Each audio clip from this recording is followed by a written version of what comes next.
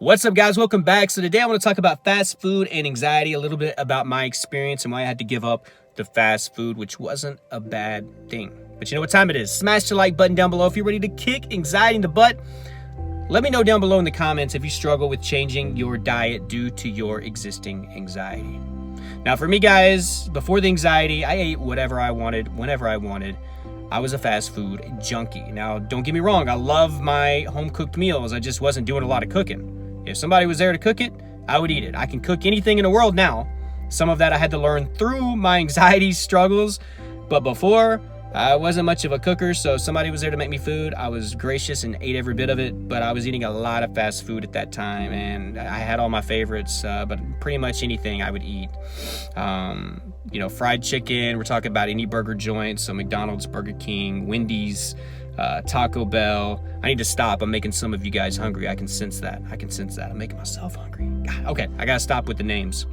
But I would eat these foods, guys, on a regular basis. I wouldn't gain any weight. I didn't have any real reasons to stop, right? I was able to actually stay in relatively good shape with exercise and all that. But whenever my anxiety hit, I became extremely sensitive to these foods. And you get that with anxiety, okay? You're sensitive to everything going on outside your body and inside. So outside, for instance, you're sensitive to sounds, noises, cars, honking or doors slamming. You're sensitive to touch, the way things feel. You're sensitive to the way you hear conversations or the way you take judgment or criticism, right? Or jokes, right? We're sensitive to everything. And then you go inside our body. We're sensitive to every symptom and sensation that we're dealing with. We're hyper aware, we're hyper focused, and we usually do that through fear and extreme focus for so long that we feel every little thing, a gurgle, a bubble, gas, small headaches, any amounts of tension. So now I get to food, okay? Think about all the bad things that are in fast food. We got the bad fats, we got a crazy amount of sugar, a lot of other chemicals, high amounts of sodium. I had bad blood pressure with my anxiety, so my blood pressure would skyrocket after I ate that. An overwhelming amount of bad carbohydrates. I would drink soda, obviously, with fast food. A lot of you do that. The caffeine, would lead to anxiety attacks. And I would eat these foods for a while after I was diagnosed with my anxiety disorder. But I quickly had to stop because I would have horrible heartburn. I had heartburn issues before, but I had terrible heartburn after I would eat these foods because now my body is extremely sensitive to any type of food that is not good for me, more so than what it was before. So now I'm producing more acid because of my anxiety. So these foods would ignite this horrible volcanic eruption in my midsection after consuming them, especially spicy foods and heavy carb foods. I would have a faster heart rate. My blood pressure would skyrocket. And these things would make me feel like I was having a heart attack. Mind you, I had cardiophobia, so I would eat like this huge meal. And it didn't just have to be fast food. It could just be bad foods in general that were cooked for me or that I eventually started cooking. And it would make me feel the same way. So it's not just the fast food. It's just the fast food can do it very, very quickly. So I would basically feel like crap after consuming them, even though I had no issues before. And a lot of this has to do to you being extremely sensitive now, unlike before. Now you're feeling every part of digestion when it comes to the unhealthy stuff. So this kind of forced me to make some changes. And guys, I push on this channel, anxiety being a sign that you need to grow as a person, that you need to transform, that, good things are in store for you. You have to change. You have to grow in every aspect. And a lot of this comes down to quitting things that are bad for you and that are triggering, right? You don't want to be triggered. And fast food triggered me in so many different ways. So many different freaking ways, whether it just be anxiety or panic attacks, just symptoms, negativity, feeling fatigued, feeling tired. And a lot of these foods will make you feel tired.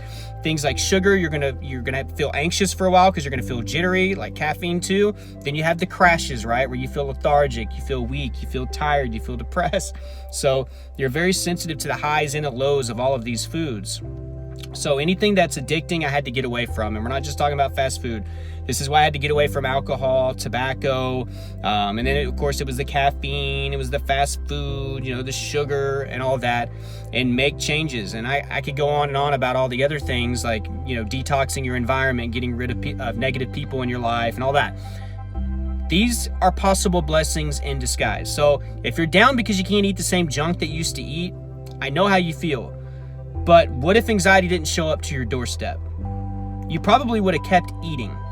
And some of you had serious issues with it like me, who probably didn't have a great metabolism. I don't know how many people I've coached and talked to that they've lost tons of weight in a good way since this anxiety hit them because they were forced to change their diet and they were headed to a bad place. Possibly the end of their life if they didn't make a change. And anxiety caused that change. So anxiety isn't all bad. Sure, it's uncomfortable. We got a lot of negative feelings. We're dealing with fear. We're dealing with some symptoms.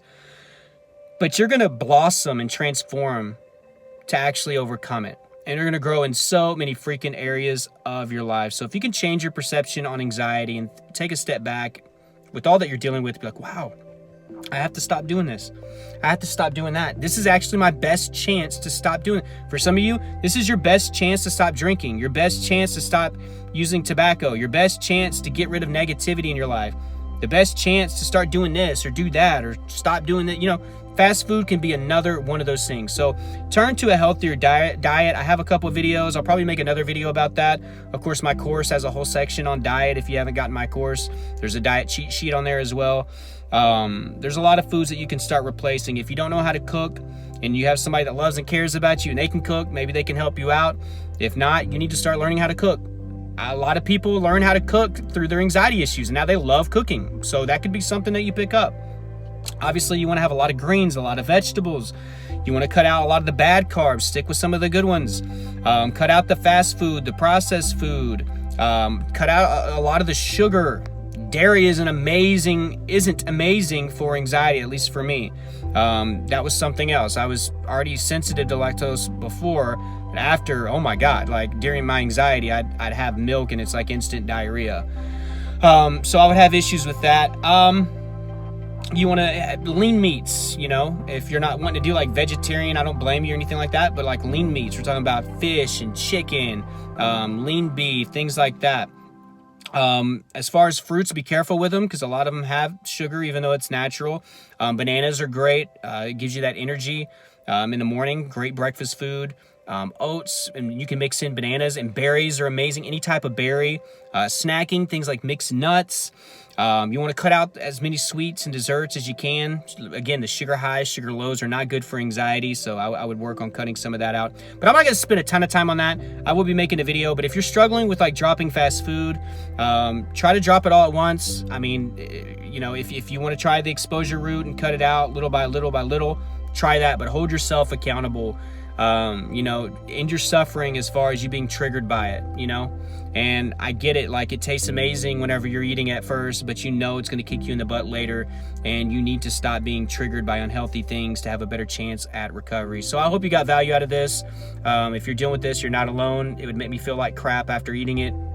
And I don't want you to keep going through that, okay? It's well worth it to get rid of it. And again, this may be your best chance to do that because you have a kick in the butt to actually do it. But if you want more support, if you want, a plan for your recovery, if you need help with that, you don't know where to go, please check out my course or join my coaching program. That information is always going to be in the description and in the first pinned comment. Let me be a part of your recovery. If you've watched the video this far, I want you to go down below in the comment section. I want you to put, I don't need fast food. I don't need fast food in all caps. But please, guys, check out the description. My Twitter, my Instagram, Snapchat, TikTok, all of those good things are down below. Be a part of that and subscribe if you're new. Again, hit the like button if you got value from this video. Leave me a comment if you want to discuss anything. And until next time, guys, keep fighting. I love you all.